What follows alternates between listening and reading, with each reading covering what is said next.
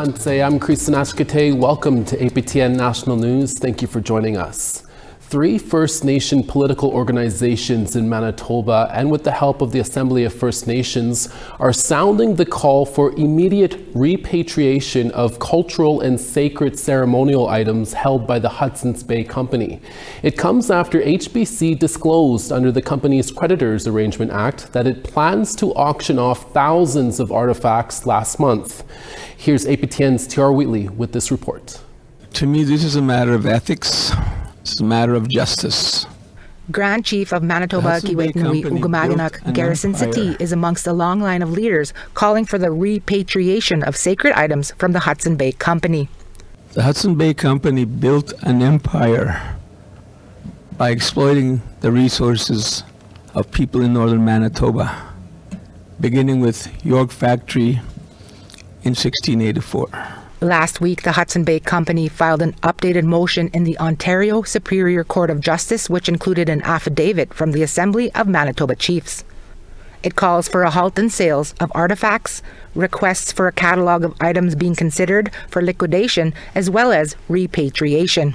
We have such a strong connection to all of our ceremonial items, and we're not going to just sit back. We will do whatever it takes to get those items back. These chiefs say so far there have been no discussions with HBC, the courts, or Canada around the issue. Derek Nepenak is the chief of Minnegojabi Anishinaabe in northern Manitoba and says with all the talk of reconciliation, repatriation should be front and center. They have dehumanized us by monetizing and co-modifying our culture and who we are. And that perpetuates, and it continues on into today. It's still there.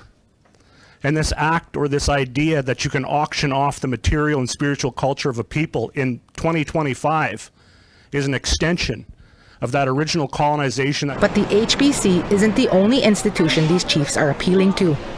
Assembly of First Nations National Chief Cindy Woodhouse Nepenak said while attending the Pope's funeral last week, discussions around repatriation also happened. The Vatican in Rome, those conversations are happening. I know that they had sent us a little bit of a catalog. I think there was 61 items in there that we're looking through, and where do they come from? We know they're First Nations. Here in Broken Head, where the chiefs gathered this week, Chief Gordon Blue Sky said they too had to fight to get items back into their own hands.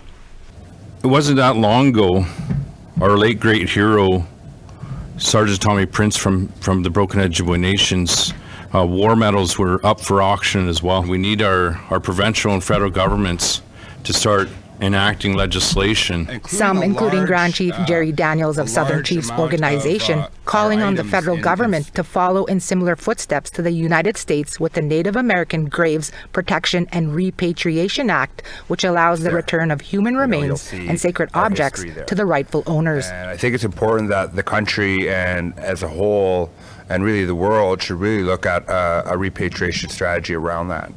Even going as far as calling on collectors to rethink what they have and what they try to buy as art. Tiara Wheatley, APTN National News, Broken Head, Ojibwe Nation. First Nation leaders in Alberta are accusing Alberta Premier Danielle Smith of manufacturing a national unity crisis in an open letter demanding she cease and desist talks of separation. Smith says she's only enabling legislation for Albertans to have their say. CTV's Shaylin Skulski reports. It was never designed to, nor does it breach treaty agreements. The Citizen Initiative Act, I think, is the purest form of democracy we have. Alberta's premier responded today to questions about a recent letter from 2 First Nations leaders who accused Smith of attempting to manufacture a national unity crisis by enabling a referendum on separatism, adding, "Be advised that your irresponsible statements and actions are in breach of treaties number 6, 7, and 8. Any Albertan can put an idea forward on any topic, and if they're able to get the number of signatures, then it would go to a vote, and that includes a vote of members of First Nations, and we encourage Indigenous peoples to participate in the process. Earlier this week, the Premier introduced legislation to change Alberta's election laws and lower the threshold required for a referendum to take place, while insisting, "I believe in Alberta's sovereignty within a united Canada." Her comments came at the same time a referendum rally was scheduled to take place outside the legislature. A rally attended by about a dozen people. Would you like to see Alberta become independent? Yeah. a sovereign Alberta. Claudette McCain says she was disappointed in the federal election outcome and believes Alberta's separation sentiments are on the rise. We're tired of the energy being stolen, and stopped, and so I think we got a good chance. If you don't believe in Canada and you are a tiny, tiny fringe minority, then this government is spending too much time on you already. Alberta's NDP leader accuses the Premier of pandering to her base, while others say the letter from First Nations highlights further division. I think this is the first of a series of people whose anger will now be inflamed by the insistence of a small, well-organized group to push this forward. A special caucus meeting on Alberta's next steps is set for Friday. Shailan Skolsky, CTV News, Edmonton. Staying on that alleged separation story, reaction from the Assembly of First Nations. In Manitoba, chiefs have been meeting all week on a number of issues. Among the discussion is supporting the chiefs in Alberta who are speaking out against Premier Daniel Smith, who will be tabling legislation supporting a referendum on the issue. APTN National Chief Cindy Woodhouse-Nepenak says this isn't the first time a province tried to leave Canada. She referenced when Quebec tried to separate in the 1980s but couldn't after the late Elijah Harper stood with an eagle feather and said no to the Meech Lake Accord. If people aren't happy in this beautiful country that we're building together, then you're free to go and live wherever you want, but you can take the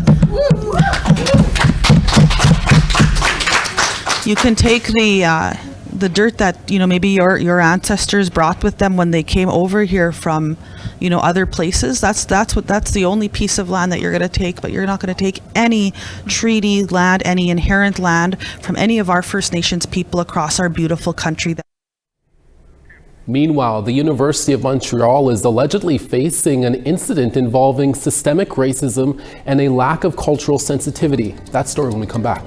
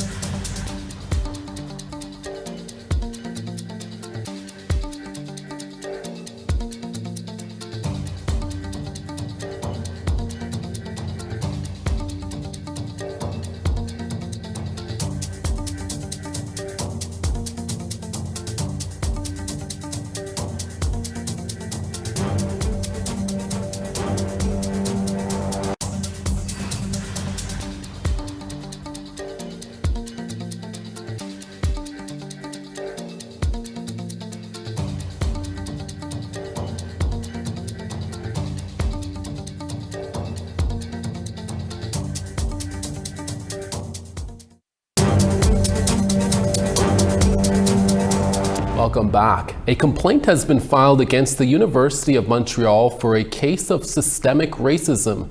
Maya Kazuno-Molin is the former First Peoples Relations Advisor at the university. She says she experienced a lack of cultural sensitivity and support while in this role.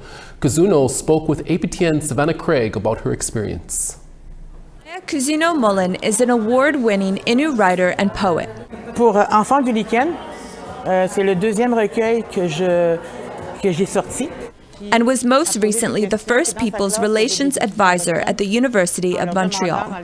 She says she experienced systemic racism while working at the university. No explanation, no evaluation, nothing was made to at least give me a hint of what was the problem. She says she was asked to leave her position abruptly at the end of her probation in early October, stating the president and the vice president told her that her employment was not working out. Not even without a warning or, a few meetings where we met, with the people who have difficulty and try to find a solution. Her role was part of the university's action plan, called Place au Premier Peuple, which consists of generating a more culturally secure environment for Indigenous students and employees. Kazuno-Molin says she experienced the opposite. I even requested a meeting with an elder 2 times. Never got an answer, not a yes, not a no. Now she says she's filed a complaint of systemic racism to the Quebec Human Rights Commission. The complaint was filed by Fo Niemi, the executive director of the Centre for Research Action on Race Relations, who assists people who file human rights complaints. She was hired and she was practically one of the few, a handful of Indigenous employees at the management level.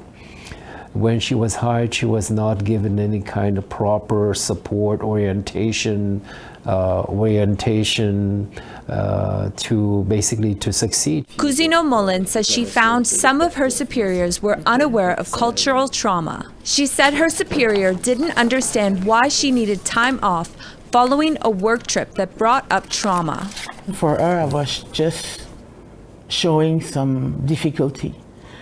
And I asked her what she knew about us, about First Nation, and she said, I don't know much. So my question was, how can you work with me if you don't know what are my competencies? She says this is important for her employers and colleagues to understand Indigenous experiences. The colonization in my community was very recent, 1963. I lost my mom to the residential school. My dad is still alive. But I lost more than 40 years of relation with my family. Jean-Charles Pietachot, the chief of Kazuno-Molin's Innu community of Aquanashit, even wrote to the president of the university. In it, Chief Pietachot said this reflects a lack of respect and recognition for the important contributions made by community members of Aquanashit. The University of Montreal declined APTN News' request for an interview and instead provided a statement. University spokeswoman Geneviève O'Meara told APTN she cannot comment on specific cases or files of current or former staff members, but said the university cannot terminate an employee without serious grounds.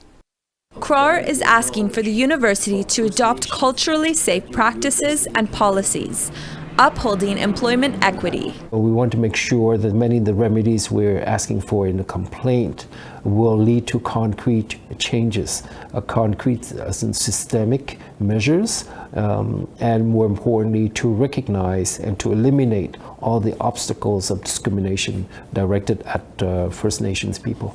Kazuno-Molin's complaint was filed this past March, but an investigation still could be months away, unless a mediated resolution is achieved in the meantime, which Niemi says must include the university adopting culturally safe practices and policies. Savannah Craig, APTN National News, Montreal. We now want to tell you about this week's 3 web poll questions. For our first question over on the website, we ask, do you think your interests would be better represented if we elected prime ministers independently from members of parliament? Your answers are yes, no, or unsure. Our second question we ask, Are you happy with the results of the federal election? You can answer yes, no, or I don't care. And for our third question, this is an APTN Investigates question. We ask, do police owe the families in Tyendinaga an apology after their botched investigation? This is regarding the 2 Mohawk men who drowned in 2015. Your answers are yes, no, or unsure. Go to aptnnews.ca to have your say. We'll post the results next week. When we come back, we'll speak with the director of a new documentary that looks into the story of the late Pernell Badorm, the man behind the Skoden meme. Stay with us.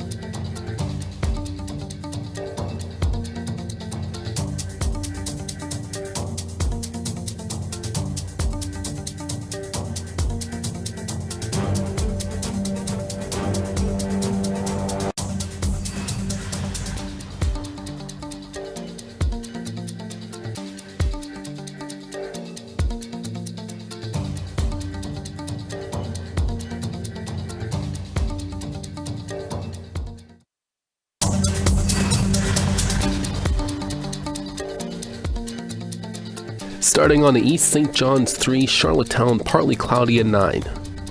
Cartwright sunny and 2, Nain 2. Saguenay 4, St. Jovite 11 and rain. Toronto 17, Peterborough 15. Sunny in Sudbury at 7, Sioux Lookout 3. Puckatawaga in rain and 2, Thompson 3. 2 in Gimli, Princess Harbor 2. Yorkton 7, Swift Current 14 and sun. Sunny in La Ronge at 11, Stony Rapids 7. High Level 22, Peace River 27. Medicine Hat 27, Calgary 26. Vancouver rain and 18, Kamloops 28. 24 in Fort Nelson, Smithers 18. 17 in Mail, Old Crow 1. 16 in Fort Simpson, Wati 0. Pulatuk -10, Tuktoyaktuk -5. Whale Cove -11, Arviat -10 and rain. And Clyde River -9, Arctic Bay -9. Most Indigenous people with an internet connection are familiar with the Skoden meme. It's the picture of a First Nations man with his dukes up with the headline "Skoden" in the picture, short for "Let's Go Then." But fewer people know the man in the picture. His name is Pernell Badarm. Now a new documentary by Damien Eaglebear, who is from the Kainai Nation, is looking at the origins of the meme and who the man Pernell Badarm was. We recently spoke to Eaglebear. Here's that interview. Damien Eaglebear, thanks for being with us and for making this documentary. Can you walk us through your understanding of the origins of the Skoden meme? Oh wow, that's a huge question. I mean, I made a whole film about it, I guess, in some ways, but so for me, I mean, the origins of the Skoden meme, come from the internet, indigenous social media. There was that prior to the meme actually being created, the photo of Pernell Badarm was featured on a lot of certain types of platforms and sorry, what do you call it? I'm losing my brain right now. I think there was a water tower with the Skoden meme attached on the water tower there as well. I remember, if thinking back in my memory. Yeah, it definitely built to that point. But prior to all of that, the photo itself without the meme or the message of Skoden on it was actually being shared in like chat rooms and message boards, kind of making fun of Indigenous people. So this whole meme has had a very long life to it. And once Indigenous memers threw Skoden on that photo, it just kind of blew up and became this thing. And and then when people from our community started to see it, they started to kind of talk out against it because of we knew who was in that photo. He was a member of our community, right? The person behind it, yeah. Yeah. Pernell Badarm is someone who played an important role in your journey as a filmmaker. Can you tell us about that and who Pernell Badarm is? Yeah, so Pernell, is in many ways has become a very important figure in my life. When I was an early young filmmaker, just wanting to do any kind of project that could help sharpen my skills as a filmmaker, I partnered up with the Lethbridge Friendship Center that ran the Lethbridge Shelter and Resource Center. And so with them, we created an agreement of where I'll work with them to create a documentary about the Lethbridge shelter and all the issues that are at play within Lethbridge. And so being a young filmmaker, I didn't quite know what I was doing. I think I was in my early 20s, no film school. And I started to do interviews, and the shelter had set me up with people they thought I should talk to. And I put the camera down, and this gentleman came in and sat in front of me. And he introduced himself, and it was Pernell Badarm, and that was my first interview as a documentary filmmaker. And at that time, I really didn't know what I was doing. In some ways, I still don't think I do, but I mean, I have a film, so.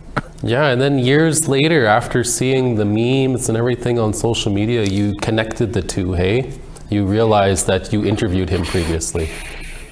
Yeah, for sure. As soon as I saw the meme, I instantly recognized him, and I knew, it made me angry because I knew exactly knowing the type of person that Pernell was, I knew exactly, I assumed exactly what had probably happened to push Pernell to get that photo taken. And, it made me angry. And so that was kind of what inspired me to start making this film, even though it's been quite a few years. What did you learn about Pernell through his friends and family? Like so much. I mean, I knew him from my time working at the shelter and that film I made. And he was just a really kind, caring person, and like all of his family members shared so much about that, that just reiterated that he was this very kind, gentle person, not really the person that we would see in this photo, right? Or what our perceptions of him are from that photo, right? The film had its world premiere this week at Hot Docs. What was the reaction for that film like for you and everybody else? I don't know how to process all this, the support for it and all the kind words people have said about the film. And, for me, I think that's the exact reaction I kind of wanted is that they've learned more about Purnell, and that he's no longer seen as that person in that meme, right? So yeah, so it's been just very positive outpouring from a lot of people I respect and people from my community who have seen it. So yeah. The film also looks at the relationship between the city of Lethbridge and its unhoused Indigenous population. You talked a bit about that there. What can you tell us about that? Well, you know, Lethbridge is a city that lives on the edge of the border, or the edge of the Blood Reserve. And so there's kind of always been a contentious relationship there. And, you know, there's a lot of comments within the city of like, oh, you know, the people you see on the streets, they should just go back across the river to, you know, the Blood Reserve. They should go home. But it's like, well, this is our territory. This is also their home, right? So that's kind of the language that gets used around in Lethbridge, right? Yeah, I hear you. Well, Damien, best of luck on the festival circuit. Thanks for taking some time to talk to us about the film, and really congratulations on the film, and thank you for doing the film about Purnell. Yeah, thank you so much. Thanks. Yeah. It's Friday, and that means that Nouvelle Nationale airs tonight at 6:30 p.m. Eastern, and our host Kim Sullivan joins us now. Tanse, Kim. Hey, Creason. Kim, I have to say it was so nice to have you join us from Ottawa for a live coverage of the election night last Monday. What a night, Creason. It was so fun to take part in English on APTN. I'm normally covering French news. So no, it was fun to be a part of the group. And I have to say, all our guests were so amazing. So thank you to all of them once again for joining us. What a night indeed. I'm assuming Nouvelle Nationale will recap some of that election news for our viewers. Indeed. It's a must. We are going to bring up some of the bigger stories of the evening. And we actually spoke with 2 Quebec Indigenous elected MPs. So we've included that in the show for tonight. But your show is not all about politics, eh?